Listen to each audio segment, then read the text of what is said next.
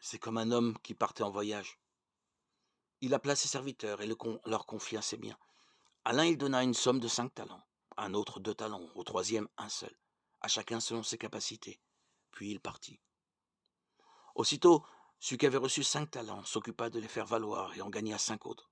De même, celui qui avait reçu 2 talents en gagna 2 autres. Mais celui qui n'en avait reçu qu'un creusa la terre et enfuit l'argent de son maître. Longtemps après, leur maître revient et il leur demande des comptes. Celui qui avait reçu les 5 talents s'avança en apportant 5 autres talents et dit: Seigneur, tu m'as confié 5 talents, voilà, j'en ai gagné 5 autres.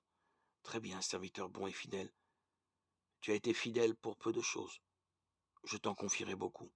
Entre dans la joie de ton maître. Celui qui avait reçu 2 talents s'avança ensuite et dit: Seigneur, tu m'as confié 2 talents, voilà, j'en ai gagné 2 autres. Très bien, serviteur bon et fidèle.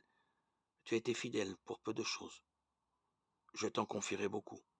Entre dans la joie de ton maître. Celui qui avait reçu un seul talent s'avança ensuite et dit: Seigneur, je savais que tu es un homme dur, tu moissonnes là où tu n'as pas semé, tu ramasses là où tu n'as pas répandu le grain. J'ai eu peur et je suis allé enfuir ton talent dans la terre. Le voici, tu as ce qui t'appartient. Son maître lui répliqua: Serviteur mauvais et paresseux, tu savais que je moissonne là où je n'ai pas semé, que je ramasse le grain là où je ne l'ai pas répandu.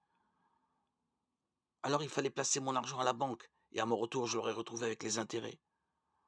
Enlevez-lui donc son talent et donnez-le à celui qui en a 10, car celui qui a recevra encore et il sera dans l'abondance.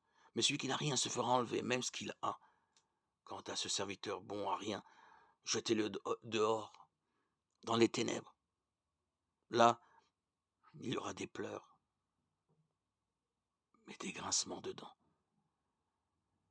Matthieu 25, 14, 30.